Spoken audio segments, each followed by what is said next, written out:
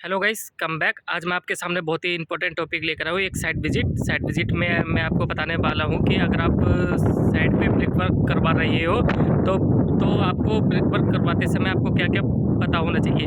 First of all, हम जब brick work करवा रहे हैं साइट पे, ब्रिक वर्क हमारा नॉर्मली 2 टाइप्स का होता है, इंग्लिश बॉन्ड और फ्लेमिश बॉन्ड।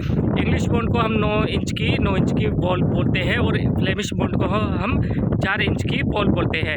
इंग्लिश बॉन्ड में ब्रिक वर्क करवाने के लिए हमें इसका रेशो, मोटार का जो रेशो होता है वो 1.6 का रेशो लेते हैं। 1 kg cement, 6 kg fine sand हम ये लेते हैं, जो हम साइड पर नॉर्मली यूज़ करते हैं। हम साइड पे एक बैग से एक तसला सीमेंट का और 6 तसले डस्ट का हम साइड पे यूज़ करते हैं।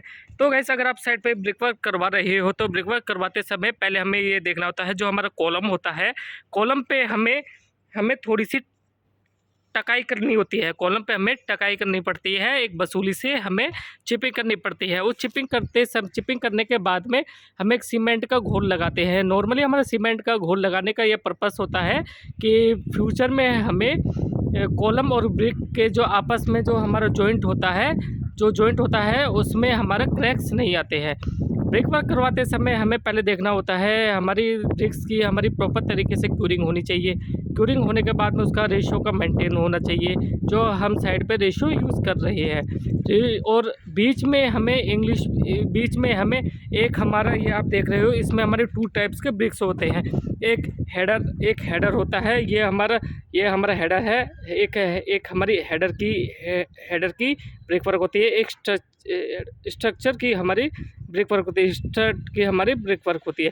इसमें हमें ब्रिक वर्क करवाते समय हमें पहले हमारी एक 9 इंची ईंट एक लंबी लगती है, लेंथ में लगती है, एक हमारी ब्रेड्थ में लगती है। और ब्रिक वर्क करवाते समय हमें बीच में हमें जो 10 mm का जॉइंट, 10 mm का हमें गैप रखना है। उस गैप में हमें प्रॉपर तरीके से मसाला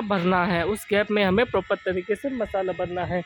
मसाला भरने के बाद में हमारे ब्रिक वर्क को कंप्लीट होने के बाद में हमें ब्रिक वर्क में ग्रुप कटिंग करनी है। ग्रुप कटिंग हम इसलिए करते हैं ताकि हम जो इस पे प्लस्तर करते समय जो हमारा मसाला होता है, प्लस्तर का मसाला होता है, वो इन ग्रुपों में हमारा अच्छी तरीके से जम जाता है। तो हमारा प्लस्तर की जो स्ट्रेंथ होती है वो हमें और ज़्यादा स्ट्रेंथ हमें अचीव हो जाती है। तो अगर आप ब्रिक वर्क करवा रहे हो साइड पे, तो ब्रिक वर्क करवाते समय हमें ये बारीकियों की ध्यान रखनी चाहिए। और हमें ब्रिक वर्क करवाते समय हमें साहुल में और वाटर लेवल में हमें ब्रिक वर्क करवानी चाहिए।